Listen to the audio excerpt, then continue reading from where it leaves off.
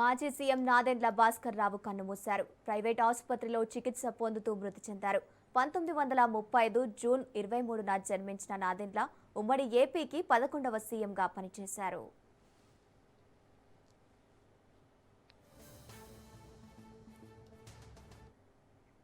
వృద్ధాప్య సమస్యలతో బాధపడుతున్న నాదెండ్ల హైదరాబాద్లోని కాంటినెంటల్ ఆసుపత్రిలో చికిత్స పొందుతూ మృతి చెందారు. గత కొద్ది రోజులుగా ఆయన ఆసుపత్రిలోనే ఉన్నారు. వృద్ధాప్య సంబంధిత సమస్యలు తీవ్రమవడంతో వైద్యులు ఆయన్ను ఐసీయూకి ఉంచి పర్యవేక్షించారు. పరిస్థితి విషమించడంతో ఈరోజు కన్నుమూశారు.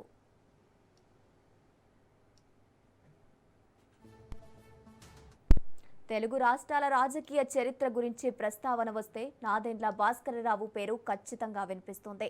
ముఖ్యంగా 1984లో జరిగిన రాజకీయ పరిణామాలు సంచలనం సృష్టించాయి. అప్పటి ముఖ్యమంత్రి ఎన్టీఆర్ గుండె శస్త్రచికిత్స కోసం అమెరికా వెళ్లిన సమయంలో నాదెండ్ల భాస్కరరావు అనూహ్య రీతిలో ముఖ్యమంత్రి పీఠాన్ని అధిష్ఠించారు. అయితే ఆ ప్రభుత్వం కేవలం ఒక నెల రోజులు మాత్రమే మనుగడ సాగించింది. దీంతో రాష్ట్ర చరిత్రలో అతి తక్కువ కాలం ముఖ్యమంత్రిగా పనిచేసిన వ్యక్తిగా ఆయన రికార్డుల్లో నిలిచిపోయారు.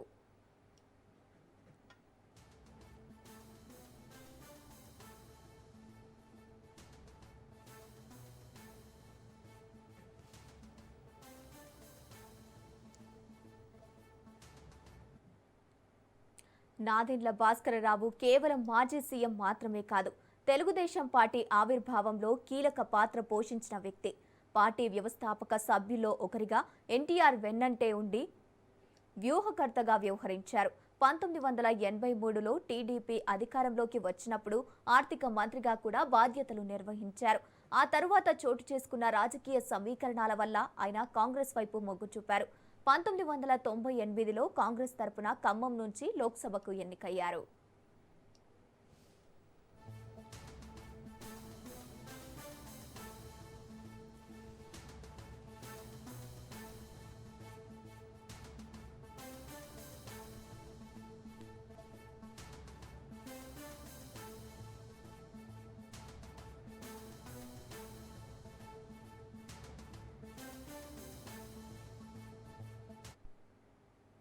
న్యాయవాద వృత్తి నుంచి రాజకీయాల్లోకి ప్రవేశించి అతి తక్కువ కాలంలోనే రాష్ట్ర రాజకీయ గమనాన్ని మార్చగలిగిన శక్తివంతమైన నేతగా నాదెండ్ల గుర్తింపు పొందారు. ఆయన కుమారుడు నాదెండ్ల మనోహర్ ప్రస్తుతం ఏపీ రాజకీయాల్లో కీలక నేతగా, మంత్రిగా కొనసాగుతున్నారు. నాదెండ్ల భాస్కరరావు మృతి పట్ల పలువురు రాజకీయ ప్రముఖులు సంతాపం వ్యక్తం చేస్తున్నారు. రైట్గా ఇదే అంశానికి సంబంధించి పూర్తి డీటెయిల్స్ మా ప్రతినిధి రాజిరెడ్డి అందిస్తారు. రాజిరెడ్డి, నాదెండ్ల భాస్కర్ రావు కొద్దిసేపటి క్రితమే తుదిశ్వాస విడిచారు. ఆయన అనారోగ్యంతో బాధపడుతూ హాస్పిటల్లో ట్రీట్మెంట్ తీసుకుంటూ మరణించారు. అయితే నాదెండ్ల భాస్కర్ రావు రాజకీయం గురించి చూసుకుంటే ఆయన 23 జూలై 1935లో గుంటూరు జిల్లా ఆంధ్రప్రదేశ్ లో జన్మించారు. ఆయన న్యాయవాది వృత్తిలో ఉన్నారు.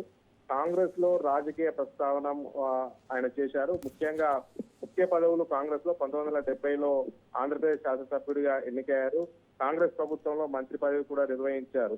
అప్పట్లో ఆయనను తెలివైన వ్యూహకర్తగా కూడా అందరూ భావించేవారు. అయితే నాదెండ్ల భాస్కర్ రావు ఆంధ్రప్రదేశ్ రాజకీయ చరిత్రలో అత్యంత వివాదాస్పద సంఘటనలో ఒకటైన 1984 సంక్షోభానికి కేంద్ర బిందువైన నాయకుడు. ఆయన రాజకీయ ప్రయాణం కాంగ్రెస్ నుంచి ప్రారంభమై తర్వాత ఎన్టీ రామారావు స్థాపించిన తెలుగుదేశం పార్టీలో కీలక పాత్ర పోషించి తర్వాత మళ్ళీ కాంగ్రెస్ లో చేరడం జరిగింది. అయితే 1984లో సంక్షోభానికి కారణం ఎందుకు అంటే ఎన్టీ రామారావు అమెరికా వైద్యం కోసం వెళ్ళారు. ఆ టైంలో నాదెండ్ల భాస్కర్ రావు ఒక నెల పాటు ముఖ్యమంత్రిగా కొనసాగారు. ఆయన అక్కడికి అమెరికా వెళ్ళిన సమయంలో ఈయన ఇక్కడ రాజకీయాన్ని చక్రం తిప్పారని చెప్పుకోవచ్చు. ముఖ్యంగా చూసుకుంటే అక్కడికి అమెరికా వైద్యం కోసం వెళ్ళిన సమయంలో అప్పటి గవర్నర్ ఠాకూర్ రామ్లాల్ సహకారంతో ముఖ్యమంత్రి పదవికి ప్రమాణ స్వీకారం చేశారు. ఎన్టీ రామారావు చికిత్స చేసుకున్నటువంటి సమయంలో ముఖ్యంగా చూసుకున్నట్టయితే దాదాపు నెల రోజుల పాటు ఆయన ముఖ్యమంత్రిగా కొనసాగారు. 1984 ఆగస్టు 16న ఉమ్మడి ఆంధ్రప్రదేశ్ ముఖ్యమంత్రిగా ప్రమాణ స్వీకారం చేశారు. ఆగస్టు 16, 1984 నుండి 1984 సెప్టెంబర్ 16 వరకు ముఖ్యమంత్రిగా కొనసాగారు. అయితే ఆ ఎన్టీ రామారావు ప్రభుత్వాన్ని కూలదూసే ప్రయత్నం చేశారు. ఎన్టీ రామారావు అమెరికా వెళ్ళిన సమయంలో ఇక్కడ ఎమ్మెల్యేల మద్దతు తనకు ఉంది అని అప్పటి గవర్నర్ ను కలిసి ఆయన చెప్పడంతో అప్పటి గవర్నర్ ఠాకూర్ రామ్లాల్ ఆయనతో ప్రమాణ స్వీకారం చేశారు.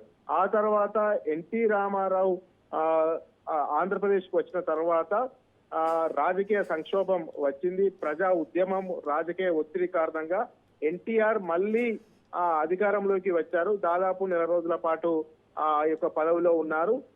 నాదెండ్ల భాస్కర్ రావు మాజీ ముఖ్యమంత్రిగా కొనసాగారని చెప్పుకోవచ్చు. ఇప్పుడు ఉన్నటువంటి ముఖ్యమంత్రులు అందరికన్నా అతి తక్కువ కాలం ముఖ్యమంత్రిగా పనిచేసినటువంటి వ్యక్తిగా నాదెండ్ల భాస్కర్ రావు ఉంటాడు. నాదెండ్ల భాస్కర్ రావు కుమారుడు ప్రస్తుతం ఆంధ్రప్రదేశ్ రాజకీయాల్లో యాక్టివ్ ఉన్నారు. నాదెండ్ల భాస్కర్ రావు తనయుడు మనోహర్ రావు, నాదెండ్ల మనోహర్ ఇప్పుడు మంత్రిగా కూడా, ఆంధ్రప్రదేశ్ మంత్రిగా కూడా పనిచేస్తున్నటువంటి సందర్భం కనబడుతుంది. మొత్తానికి చూసుకున్నట్టయితే ఇరు రాష్ట్రాల్లో ఆయనకు పెద్ద ఎత్తున నాదెండ్ల భాస్కర్ రావుకు అభిమానులు ఉన్నారు, పరిచయస్తులు ఉన్నారు. ఇరు రాష్ట్రాలకు సంబంధించినటువంటి ప్రముఖులు, రాజకీయ నాయకులంతా కూడా అతనికి సంతాపం వ్యక్తం చేస్తా ఉన్నారు. అతని కుటుంబ సభ్యులను కూడా ఓదార్చుతున్నటువంటి పరిస్థితి అయితే కనబడుతుంది. మొత్తానికి నాదెండ్ల భాస్కర్ రావు మాజీ ముఖ్యమంత్రి కొద్దిసేపటి క్రితమే తుది శ్వాస విడిచారని చెప్పుకోవచ్చు. Right, thank you Rajireddy.